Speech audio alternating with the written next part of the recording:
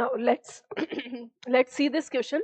The question is given as a cyclic process is shown on the PT diagram. यानी कि हमारे पास pressure versus temperature एक curve दिया हुआ है और उसमें हमारे पास कुछ प्रोसेसेस शोन है which of the curve shown the same process on VT curve, यानी कि इसी प्रोसेस को हमारा कौन सा कर्व यहाँ पर वीटी कर्व पे रिप्रेजेंट कर रहा है, हमको यही बताना है। तो कुछ बातें हमको यहाँ पे ध्यान रखनी है। देखो आइसोबारिक के लिए हमारे पास क्या होता है, प्रेशर कांस्टेंट होता है। अगर मैं इसको प्रेशर कांस्टेंट है तो मैं इसको बोल सकती हूँ volume is directly proportional to T.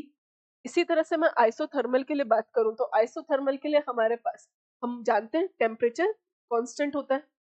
और आइसोकोरिक के लिए क्या होता है बेटा, आइसोकोरिक के लिए हमारे पास वॉल्यूम कांस्टेंट होता है।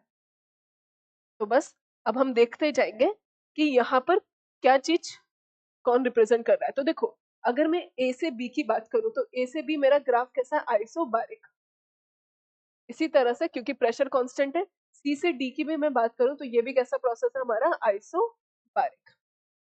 और साथ के साथ अगर मैं ये बात बोलूं कि ए डी से ए हमारा कैसा प्रोसेस है, क्योंकि टेम्परेचर कांस्टेंट है, ओ सॉरी ये पी टी कर्व है, तो ये हो गया आइसोबारिक, ये भी हो गया हमारे पास आइसोबारिक। हमारे पास ये क्या हो गया, आइसोथर्मल, क्योंकि यहाँ पे टेम्परेचर कांस्टेंट है। सिमिलरली ये वाला प्रोसेस भी क्या होगा हमारा, आइसोथर्मल। तो देखो क्योंकि टेम्परेचर वॉल्यूम वर्सेस टेम्परेचर है तो हमारे लिए आसान है ये निकालना कि टेम्परेचर किसमें कांस्टेंट है।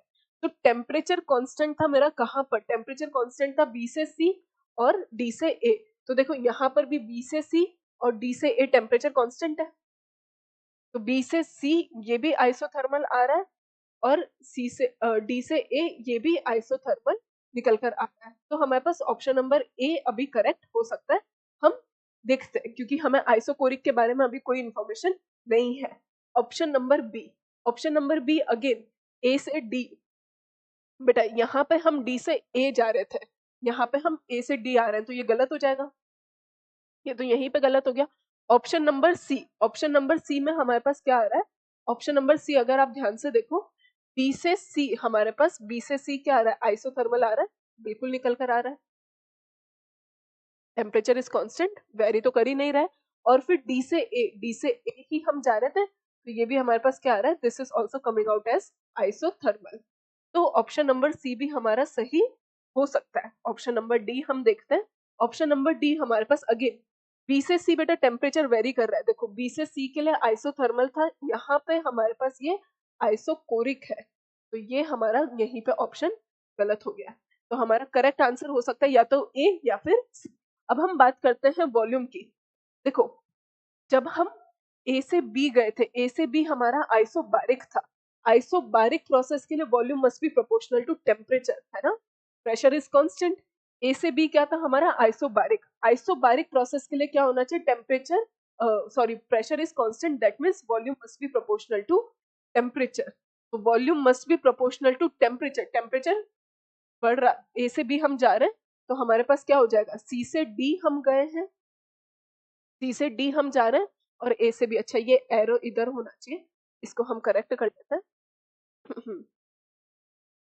बिल्कुल, तो हमारे पास क्या हो जाएगा, सी से डी हम जा रहे हैं और ए से बी हम जा रहे हैं। यहाँ पे volume is proportional to temperature, तो हमारा कौन सा ऑप्शन सही होना चाहिए, ऑप्शन नंबर सी। क्योंकि हम आइसोकोरिक के बारे में तो नहीं बता पा रहे हैं यहाँ पर, बट हम आइसोबारिक के बारे में जरूर बता सकते हैं कि B is proportional to T, that means process is isobaric.